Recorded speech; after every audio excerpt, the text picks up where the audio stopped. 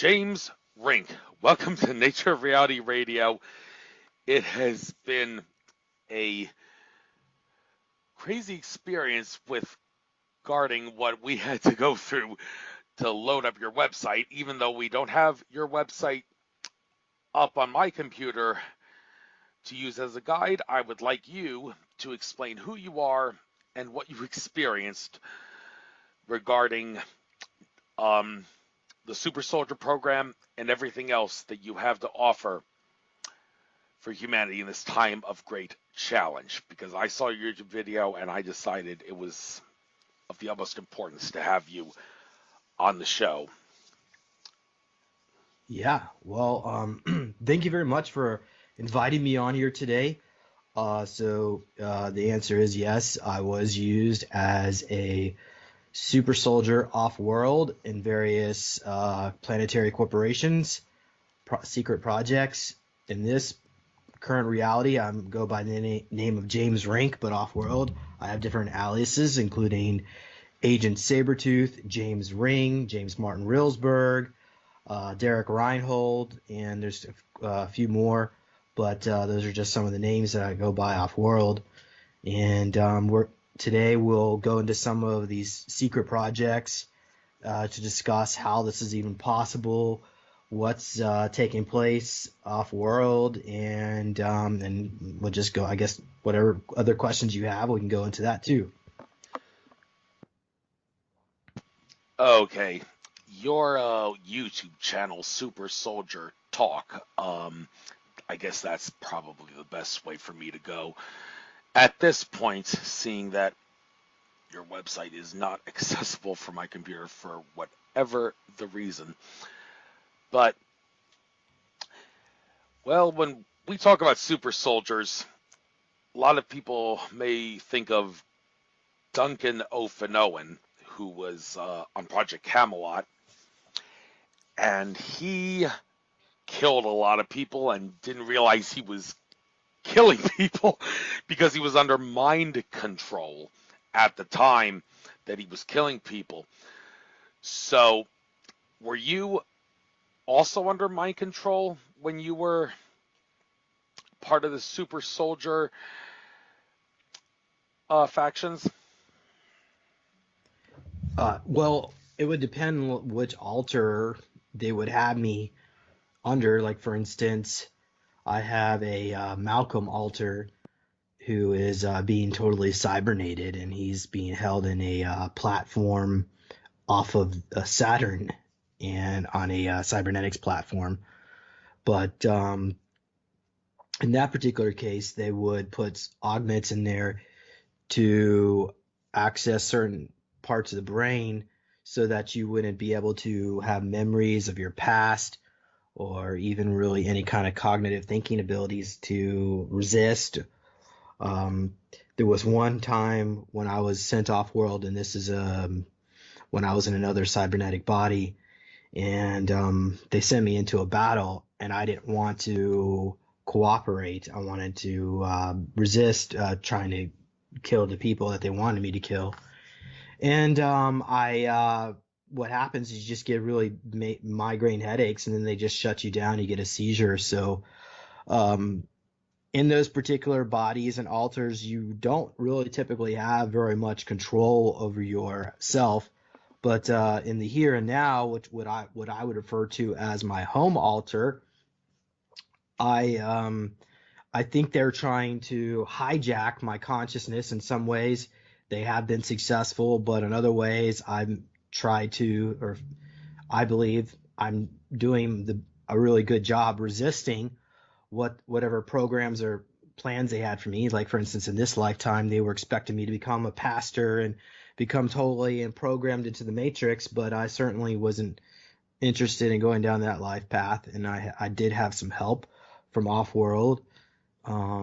During when I sleep at night, you travel in astral, and you can go visit some of your star family races where they can give you lessons and training scenarios to help you fight the matrix that we're currently under.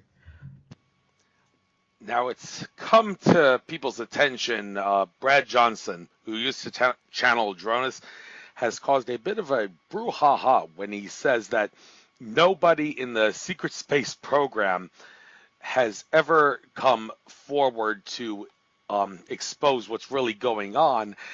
And he's saying that they're all under some sort of mind control and they don't know that they are under mind control and they're being suckered into believing they're in a secret space program. And of course, I'm thinking, well, there's so many different factions of secret space programs that nobody can be aware of everything, but people are going to battle each other left and Mm. right. So, how do we make sense of the fact that Brad Johnson and others are saying these guys are frauds? Secret space program people are frauds because they're under some sort of a mind control, but yet in reality they're actually happening, and you really believe that it's happening to you.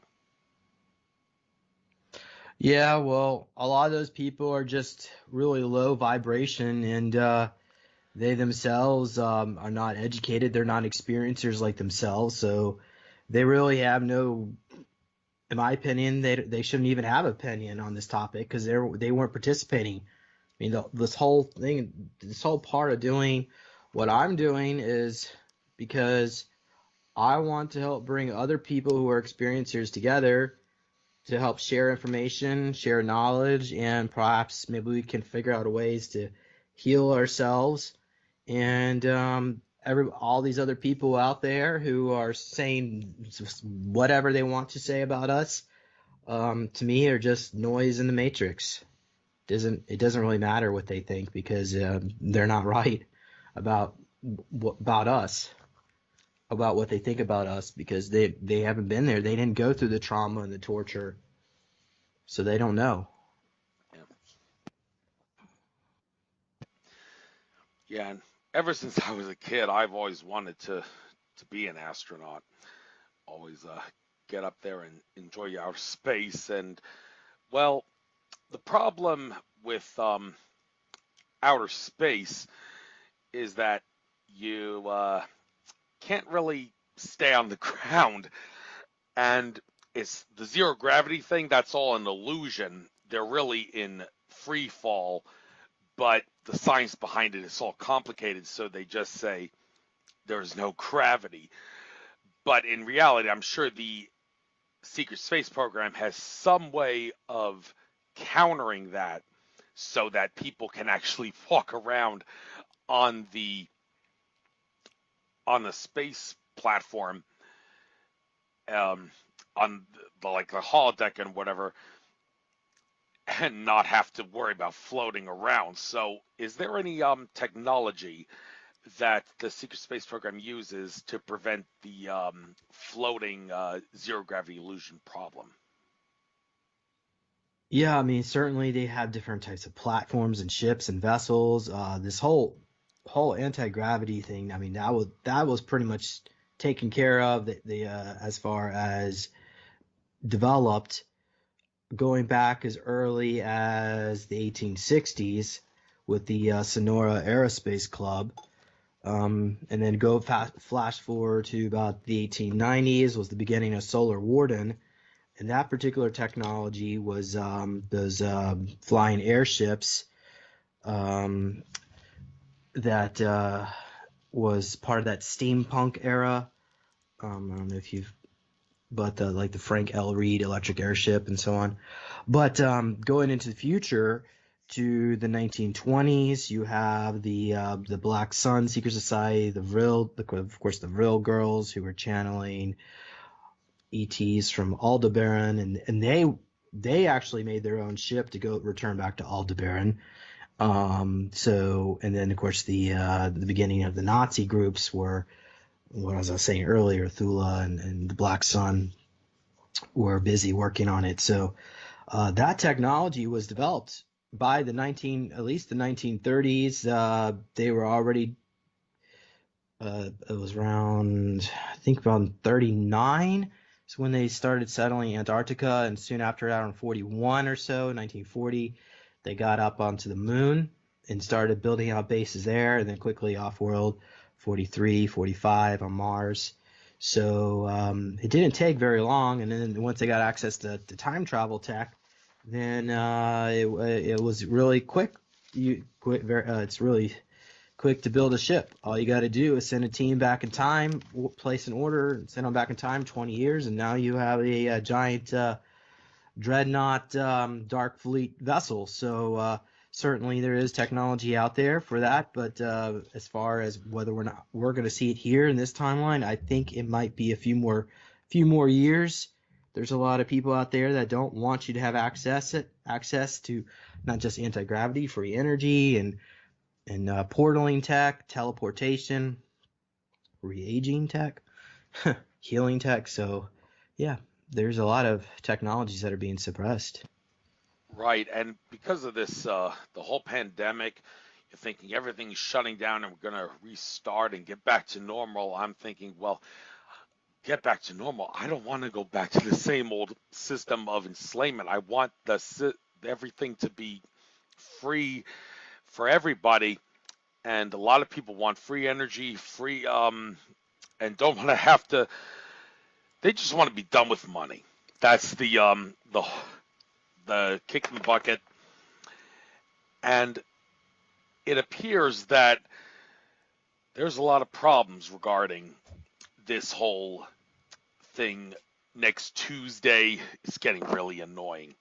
So you talked about how the technology has to come out in conjunction with the financial system being changed at the same time. It's kind of part and parcel, because everybody knows that Nikola Tesla, during his time, he was suppressed by JP Morgan and the tycoons because there was no profit in the technology. So this raises the question, who is still in charge of the Earth technology being revealed, and what is the extent to which humanity can't handle the truth to reveal all this stuff so we can finally be free and liberated? Good question. So as far as the treaties are concerned, I'm not quite sure who's in charge right now. I know the treaty that the Germans signed with the Draco back in 1941, roughly, that came to an end in August of 21, and so that particular treaty dictated that the Draco would have control over what type of technologies are released to humanity, and they also had other stipulations that involved abducting a certain amount of people each year and so on, which grew over the years. But who's in charge now? I think it's Space Force is in charge of the ICC Governing Council, which of course includes many of the different planetary corporations. And I believe Space Force is, of course, aligned with the Alliance, and they are dictating the terms of the disclosure process. But again, you're looking at people, some of these people are 120, 140 years old, and some of them were original Nazis. So, and you're expecting them to go from years and years of secrecy to suddenly just telling us the truth. So there is a ingrained in culture involved in these certain organizations that is all about secrecy, and to see them change will take some time. But as far as, the new financial system needs to take place first, otherwise the money would just be stolen, and the technologies themselves, they'll just come after people and just try to suppress it all over again. So once that takes place, then we'll most likely see what you've heard of as the RV, the revaluation of the currencies, and of course the quantum financial system, which is connected to a blockchain, and the I believe some kind of internet voting system, which is going to eliminate all forms of governance. We're not going to have politicians or governments anymore. Everything, all policies are going to be dictated by online voting online. And and it's going to be, like I said, protected by a quantum supercomputer, which can't be hacked. Um, I don't know, maybe going 1,000, 2,000 years in the future, maybe open up a new problem. But for now, it looks like our future is going to be very positive from everything that I've been hearing. So hopefully that answered your question. What, Did I answer well, your question? you say it's going to be positive, but looking at the astrology and the numerology of the factor, going into 2024, we got the end of the Pluto and Capricorn cycle, which is supposed to signal the end of everything that's non-humanity's best interest is going to be destroyed. And also the eclipse that's going to crisscross America on April 8th, 2024, day after my 38th birthday. That's supposed to signal the end of the Roman Empire of the modern era that is the United States of America. And I'm thinking, well, if America's going to go down, what happens to the people? And what happens to the rest of the world? I mean, the America is not what we would let it believe it is.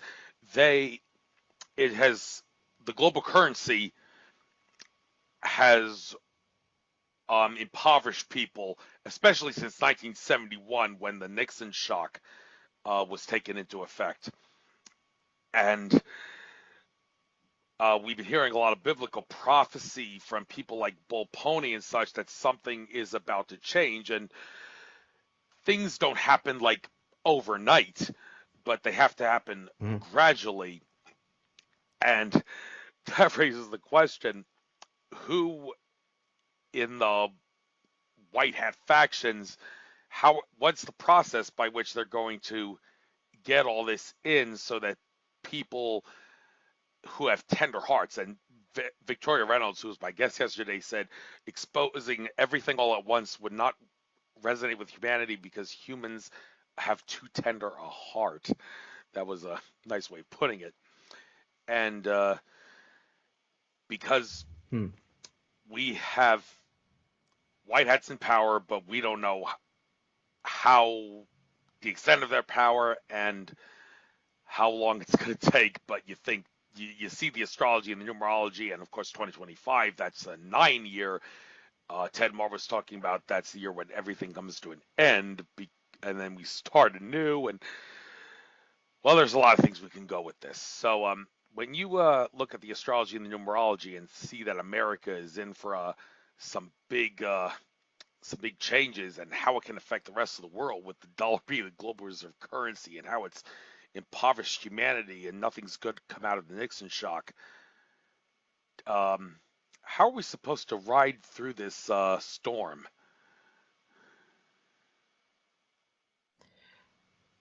Okay, so I guess you want to know how do we manifest the most positive timeline possible? Is that your question? I guess so, because humanity seems to be humanity is like couch potatoes sometimes, and don't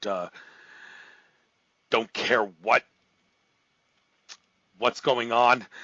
So that's a problem. We don't. All right. Well, I guess the way I would address that is I believe people, by being positive, it will bring other people to you who are positive, and that will in turn create a network where you could create reverberations into the timeline where it just spreads positivity. Now, as far as this law of attraction stuff, I think that's a bunch of bunk, because some people use it as fears that so does that mean we should only have positive thoughts? What about negative thoughts? And the truth is, you're able to manifest through your heart chakra. So what brings love and joy and happiness in your life is how it manifests. So as long as you want to see happiness and joy for others, it doesn't matter if you have fear thoughts or get upset or this or that. And that's why even on Super Soldier Talk, I don't mind going into some really dark topics. I mean, certainly ritualistic abuse and SRA has is a topic that sometimes we discuss.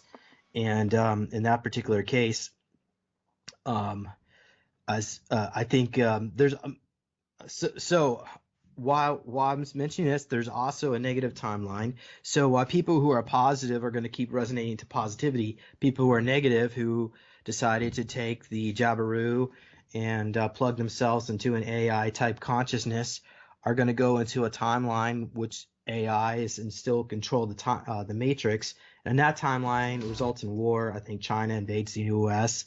and it results in the breakup of the United States. But in this particular timeline, it seems like a more positive situation where the alliance comes out and the government is eventually dissolved, as long as all governments of the world, and we go into some kind of first contact situation where eventually all the advanced technology comes out. And I think that's probably closer to 2032. But there's still yeah, I don't really think we're going to see too much change until roughly around 2025. And these new tech, yeah, so that's after the financial system resets. And then at that point, there'll still be money and our lives are still going to keep going on, but it's going to look like a scenario where advanced technologies make the old way of being kind of disappear. It's not important anymore, like having free energy and so on. Yeah, you hear Alex Collier say that we're the only civilization in the cosmos that uses money.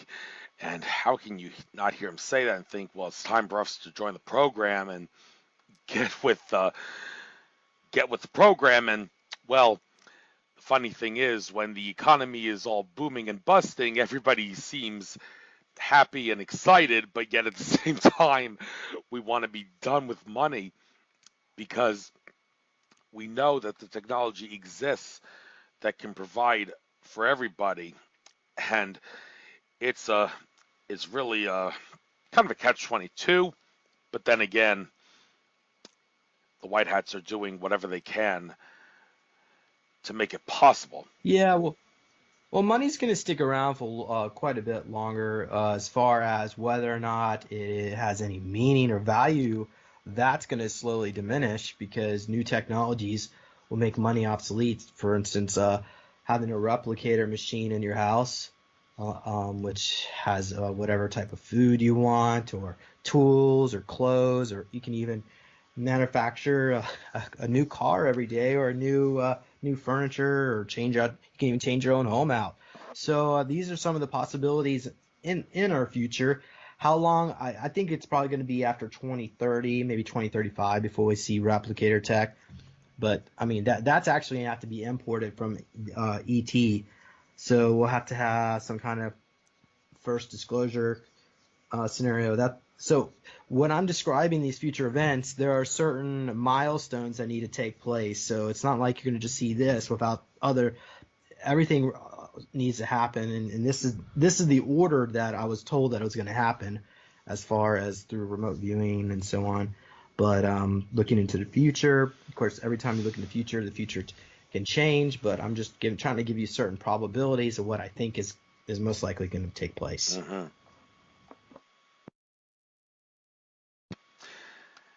Thank you. And All right.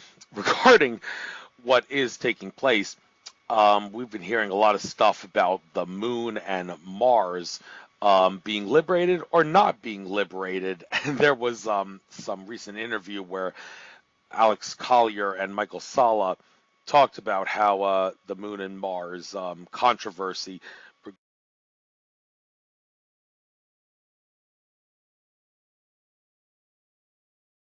This happened actually with the show yesterday. My Huh. PC apparently restarted to prevent overheating, and we are in a Mercury retrograde, of course. So Oh. these things may happen. I hope it doesn't happen. I'm going to ask the angels and guides to make sure this doesn't happen Oh. again. But as I was saying, the moon and Mars, Okay. they, Corey Good seems to be saying that there's disinformation coming out of Moon and Mars being liberated. And Alex Collier said, I know where that stuff about the Moon and Mars is coming from, and I don't think that source is in contact anymore. So I'm thinking even though Alex Collier didn't mention Corey Good's name, he's referencing Corey Good and he's thinking Corey Good must not be in contact because he's It saying, was Megan Rose. yeah. So what's that all about? That the whole thing like Well, I'm not going to comment about Megan Rose. I think she's a lovely person. Maybe you know what? Like I said, I'm not going to comment. But what I will say is, the Mars and Moon are. Um, there are some facilities on the moon that are being emptied out. I think the German groups that were stationed there are evacuating, and they're actually going to asteroids now. There's also time portal. Let's see here, time freezing zones, pocket bubble realities, in which they can also set up a facility outside of our dimension. And even on Mars, some of these groups are leaving, but it's going to be a long time before Mars gets liberated. I can tell you that right now. It'd probably be 100 years, maybe 150 years from now before Mars. I mean, it's such a huge mess over there. But I think planet Earth is almost fully liberated, but I'm still getting abducted. So I don't think Earth has been done. Anybody who says Earth is liberated is not telling you the truth either. But the moon, I would say mostly so, or it's getting to that point. I have a personnel. One of my alters works on the moon under the name of James Ring.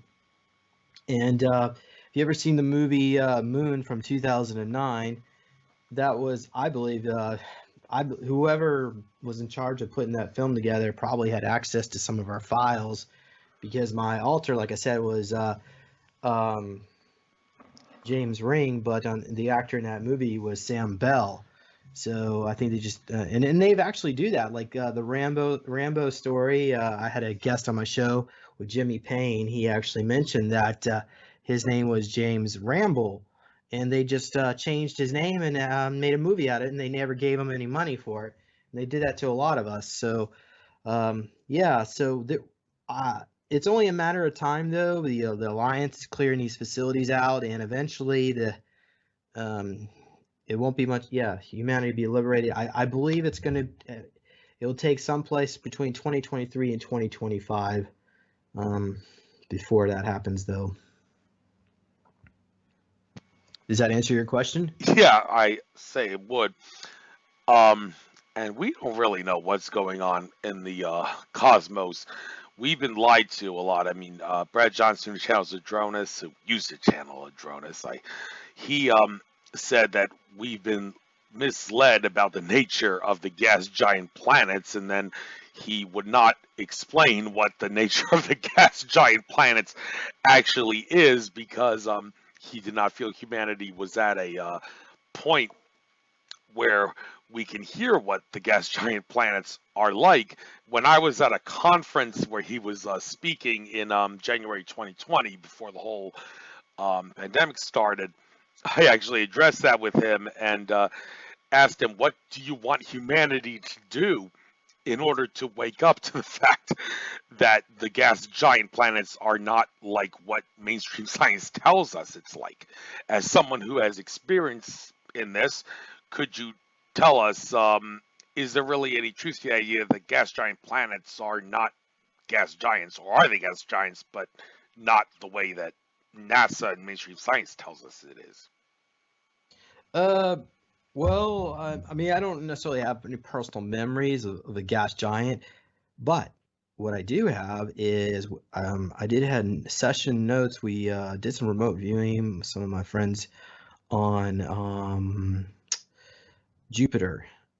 So I can pull that up if you want me to read a little bit about Jupiter. Would you like that? Want me to? Is that okay?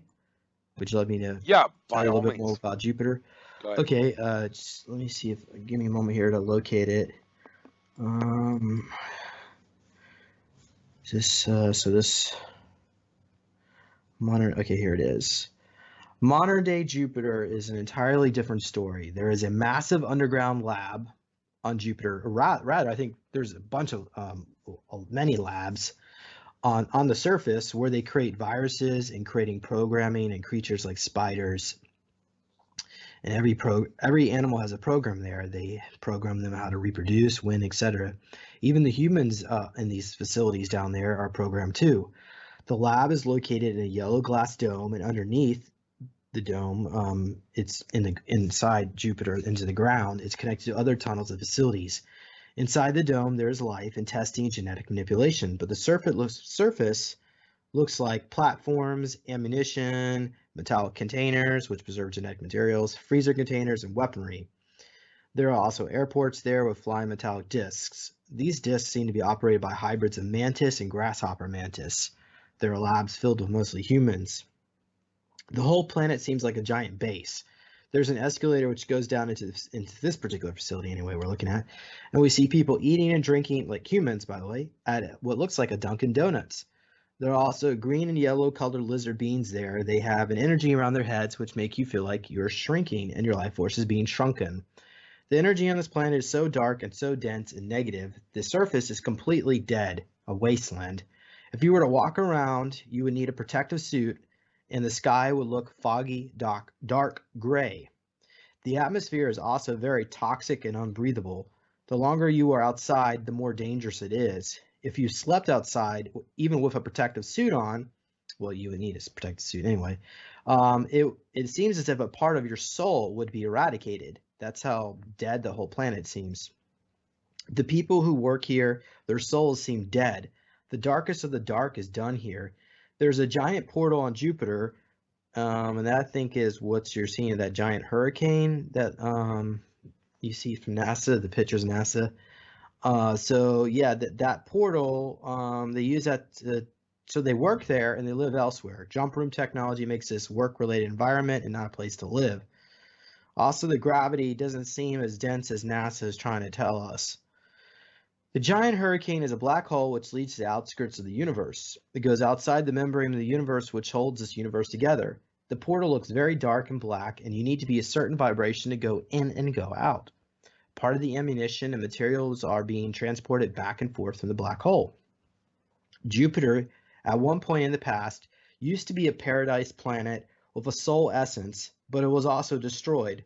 The soul of Jupiter seems to have fallen asleep. Just like we know Mother Earth planet Earth has Gaia, Jupiter has a soul too, apparently. The soul of Jupiter can be reversed back to what it used to be, but right now it feels like it is in stasis. The atmosphere was destroyed just like on Mars from a gray vortex of nanotechnology, which hits its molecules and destroys them. So essentially, probably some kind of black goo got on the planet and made a mess of everything.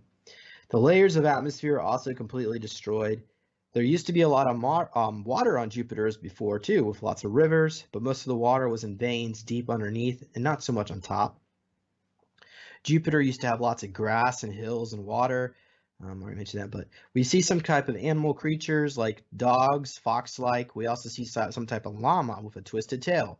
No humanoids or advanced sentient beings, mostly flora and fauna. ET basically needed a military base for training. They built a huge dome, well, this particular dome we're looking at, but they took it off and they left at it. And something happened. I'm going to say what they say took it off, but something happened they didn't predict with the atmosphere changes happening due to energies in space. The orbit of Jupiter shifts all the time, and little by little they're trying to manipulate it. They ran experiments trying to create bubble realities, like I said earlier, those pocket realities, and energetically calculate all the energetic bodies. It just seems like Jupiter is just a giant military base, which pretty much wrecked the environment due to a lack of oversight and poor management. We also see the same thing happening on Saturn and Venus. They modify these planets to make these planets dead to remove all natural life forms on the surface so they can use them for their experiments. So, yeah, Jupiter is the joker of the deck, to quote Andrew Bartz's The Akashic Records reader, regarding how it affects our reality, and as above, so below, everything is interconnected. Humanity, of course, needs to realize that size doesn't matter, because we're all one consciousness, and the universe is really, really big, 13.7 billion light years away. But then again, the edge of the visible universe is the boundary line of the third dimension. George Good. How Cavazzi are you, was. Andrew? I can see your logo, but I don't see you. All right. Oh, my! I did not hook up Sorry the about that. Camera. I guess I could. The problem. Okay, did you hear that from? All right, there was I was downloading something else from on my computer at the same time I was doing the show, so it just completed, so I had to delete that. But as I was saying, crap, I lost my train of thought. So Well, I've got some information on Mars. yeah, by all means, Yeah. Okay. So actually, we started off. This was Oksana McKenna and some artwork. Well, the artwork, you got to go on Super Soldier Talk to see the artwork. It's some flowers that we saw on Mars, but so we go back in time to the last golden age on Mars, which was about 500,000 years ago. This was before the Martian wars and cataclysms. Mars was in the midst of a golden age and had a tropical environment. In the cooler grasslands of the northern latitudes, there used to grow a beautiful flower known by the locals as Locust scrisoles, which was used by the native Martians for healing.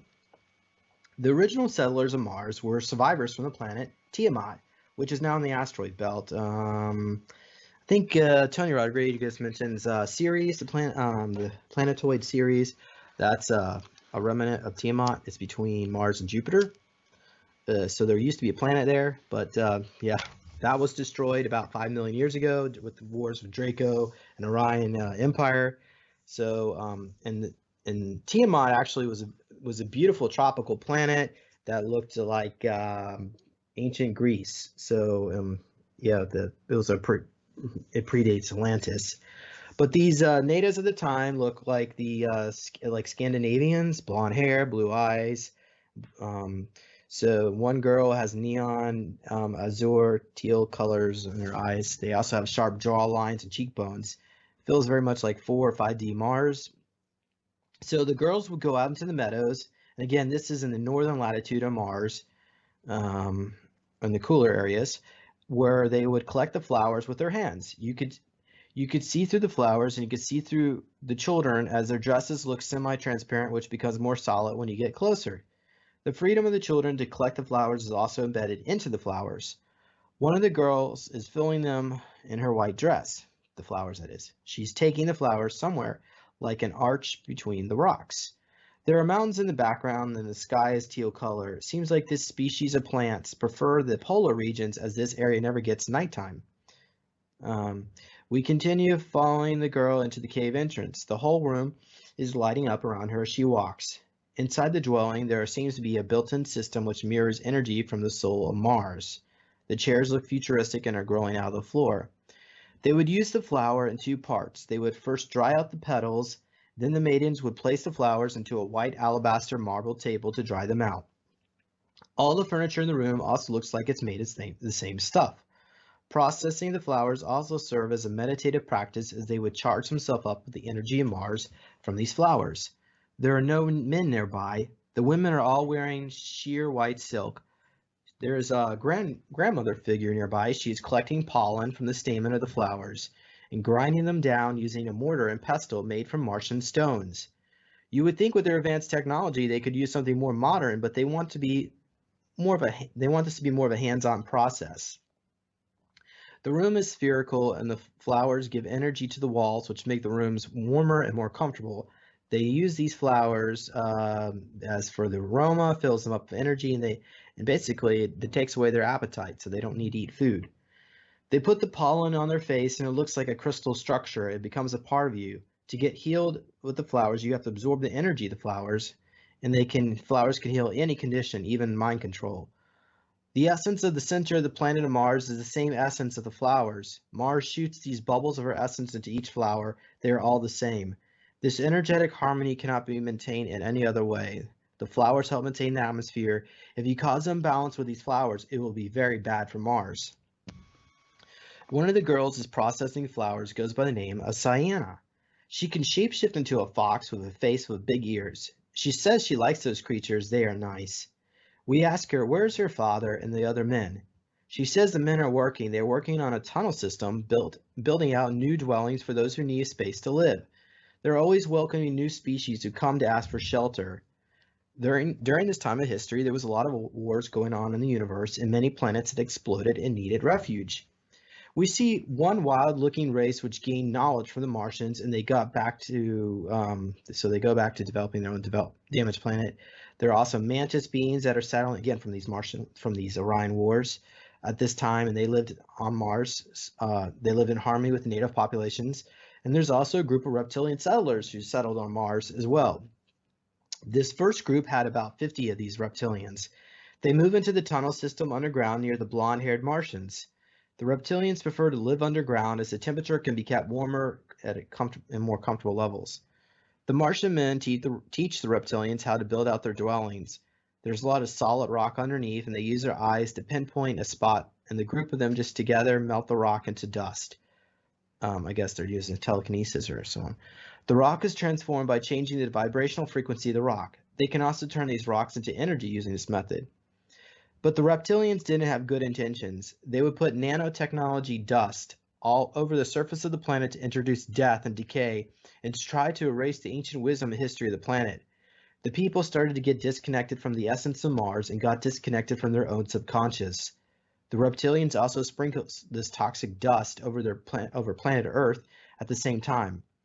Sadly, the locust chrysalids flowers are now extinct on the surface, but the reptilians have some flower samples in their labs still, which they would combine with nanotechnology, so instead of healing, the flowers would be used for mind control.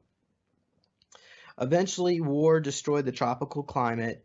Well, I mean, it was tropical in the tropical regions, but mostly tropical. In atmosphere, what was left was a desert wasteland of ancient ruins.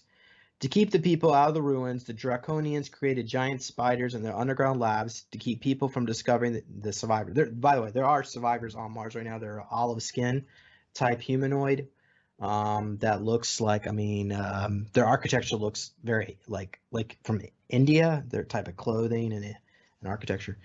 This planet, so Mars never had giant spiders or those giant grasshoppers or other really nasty critters on the surface as it does today. The beings in the labs look like crocodile-type reptilians, and I believe these are called Vlash, if I'm not mistaken, in black leather coats with a belt. They are a new hybrid race made by the original settlers I guess they're the reptilian settlers. In fact, none of the original settler reptilians are around anymore. They have all been hybridized now and can't even go back to the original planet. Many of the creatures riding around the spacecraft today are beings who escaped their labs. These reptilians also abduct humans from different star systems to they take them at night to use their creative abilities to sketch new creature designs. Their web, by the way, should I pause? Do you have any questions or you want me to just continue? Well, actually, at this point, I think the rest of the interview will be pay-per-view. I do ask my listeners to pay me to listen to the second half. Well, I don't know if there'll be a half. It may be like thirds, so-and-so of the interview. People need to start